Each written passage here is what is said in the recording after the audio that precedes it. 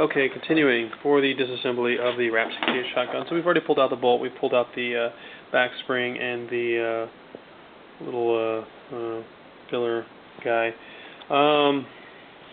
Barrel's out, all the stocks are out, that little cap on the front sight's out. Next thing we need to do is to take the actual loading spring system out. And so, again, I'm going to try to do the best I can do with one hand. This screw back here. And let's try to figure out what it is. It is probably a 3 or a 4. Let's see if 3 works. And again, all metric screws with this fun thing. It looks to be a 3. So, unscrew it, and here's where the nightmare fun begins. This thing is a pain in the butt to disassemble. The minute you start taking this screw out, so this screw is out, that means the whole spring comes right out. Looks like a snake. I call it a snake spring. You can see that's the screw hole, and now this whole thing is just kind of sitting in its own little world. That's that little buffer that pushes the paintball out, and because that string is actually shorter, when it'll help pull it whenever you push the spring and compress it. It makes that 90-degree turn to push the ball up into the breech. Because this thing's just circular, there's no key, like one way to fit it in. It'll just spin around in this tube until you find a way to actually straighten it and put that screw in place. So I'm not going to show you that because that's going to take me forever. But good luck with that if you ever take this thing apart. Once that's off, now this thing is disassembled there. Actually unscrew the bottom tube, which is just the paint tube. So unscrewing that. And once we get that off, we start the next part of the nightmare, and that is the pump handle itself. The actuation arm has a screw just inside it about there that serves no real purpose, but nevertheless needs to be in there for the gun to work. Alright, so we've unscrewed that. You can see the slot here, and that's just so that when this guy is inside there, the actual pumping action, and you can see some random wear from it, just from the pumping. All of this cosmetic damage, and you can't even see it when the pump arm's in place. You see it's the same size as the barrel. You can see 2 threaded holes there, 1 for each. Now again, I don't think I can show you this, but you can see that there's a latch there, and the minute I do this, it pops off. Boom, there's that spring. And that spring just sits up inside there, and it goes in there. There's a little plate that this little notch that this plate locks into, and then it springs in place. Have fun trying to put that back together if you ever pull it out. The easiest thing I can recommend is set that in its proper place inside here, and it's kind of hard to describe it, but there's a little area for it to sit in, and you'll see with the plate and stuff. It's pretty obvious. And then push your tube back in place. And making sure that before you get all antsy and try to do this, that you've reassembled the gun back to this point, because if you try to get this plate in without it being in the gun, you're going to have to completely take this apart, because there's no way that this plate's going to fit in the gun with this attached to it. Just awesome. So usually I will set that barrel, not that barrel, but that tube in there, and just slide it back a ways, so you can just barely see it, and that spring will be in there, and then you can lock that plate in place without worrying about popping that spring all over the place, because it pops out very easily. If this tube's in the place to hold it, it won't pop out as easily. Hopefully that made sense. So we've taken that off. Now we're down to the point where we can actually take the main plate off. Now because I've added this, those of you who haven't added a plate back here, you won't have to do this, but pull this little guy out. We've got a screw here, and a screw here, and a screw there. So if you're not prepared for this, you're also going to need a Phillips head screwdriver and try to secure with this guy. Bear with me a moment. I will try to do this as quickly as I can. So,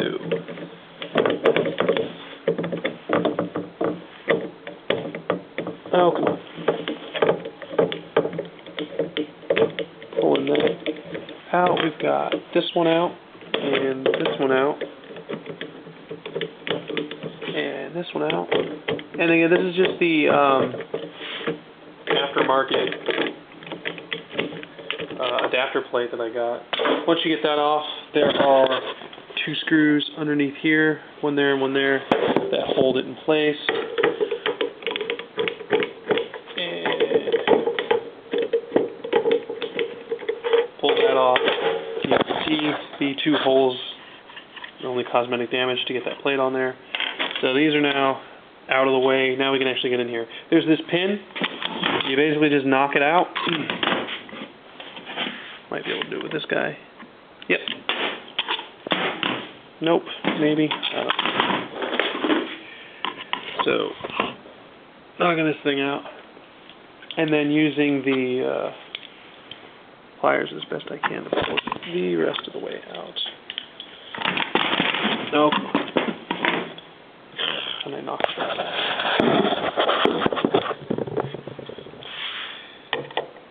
Oh, got it.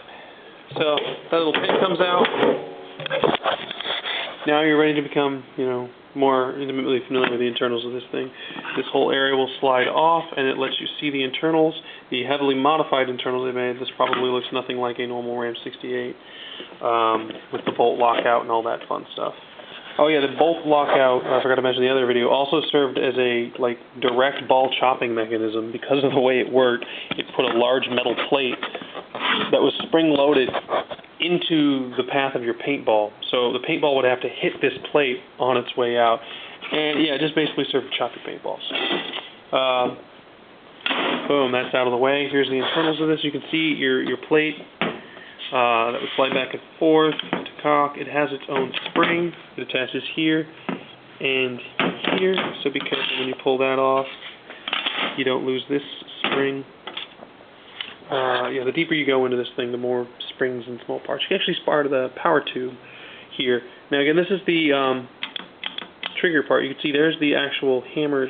So when this is pulled for auto trigger purposes, the hammer will come forward as you're pulling the bolt forward and engage that. You can see here I've got an O-ring kind of wrapped around this whole system, and there's this Phillips head screw.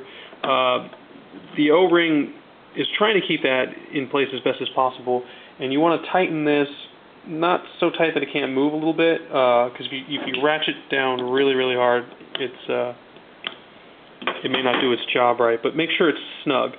Actually, I think you can ratchet it down all the way, because sometimes this will start to move back, and when it does, if you have the gun gassed up and it just doesn't fire at all, it's because it's not able to fully engage this and fire the marker.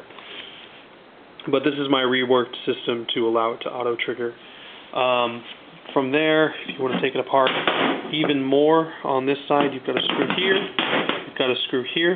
This will take off the bottom plate, and then you can pop this pin out, and then this whole assembly will come out. You can get to the hammer and everything, but I think actually, yeah, I think I can just pop the hammer. Can I slide the hammer out this? No, I can't. Oh, and there's a screw here. So let's start taking that off. So, disassemble something. Let's just take it to pieces.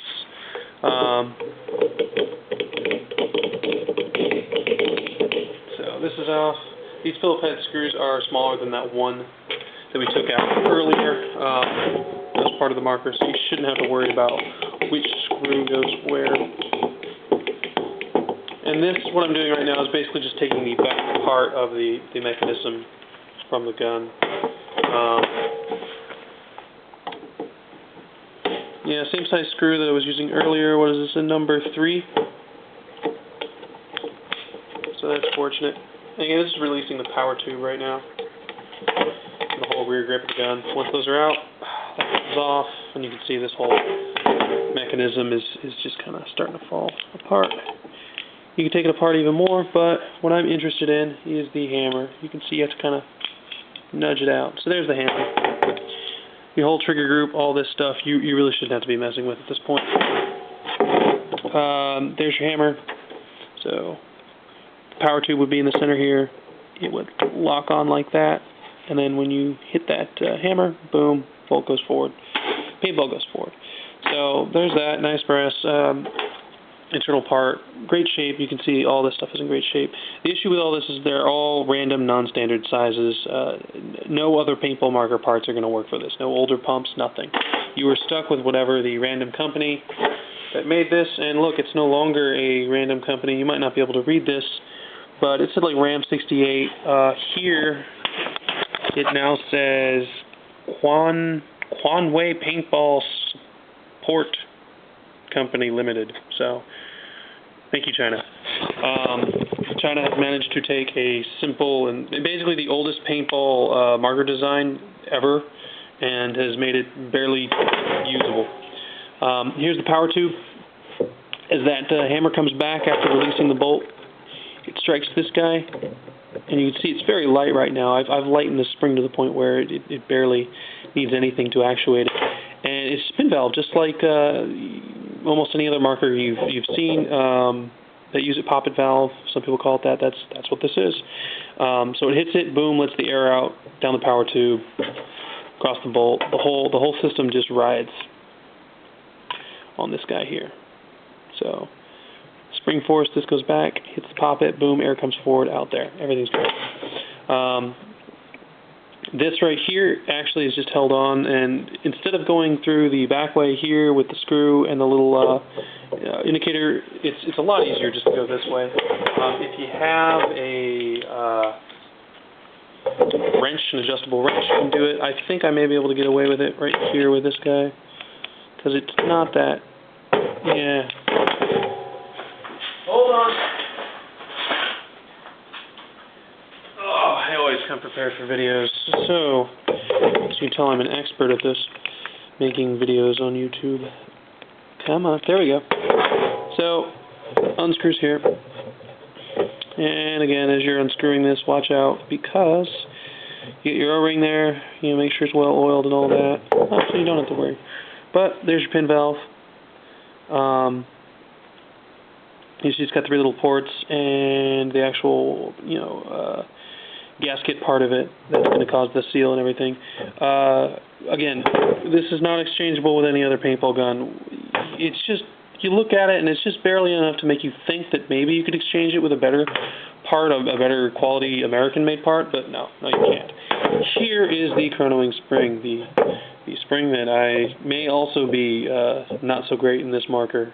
These are the only 2 active springs in the system that you have to worry about, and this one may or may not be on its last legs. I think, especially looking at the shape and the quality that's in right now, that should be fine. I don't think that's a problem with it. And you can see in here, maybe you can see a little bit of light through there. That's the inside of that screw, and it's threaded pretty much almost all the way back into there. And that's the screw you're manipulating with the from the other end to chrono it. Again, it's just putting more and more tension on this, which is putting more and more tension on this to allow less, more, however much gas thing needs to fire a paintball. That's taking this thing apart in a nutshell. You could reverse this to put it back together. I unfortunately forgot to start a stopwatch to figure out how long this video is, so I'm just going to stop it here. Maybe I'll make another video of assembling this thing back.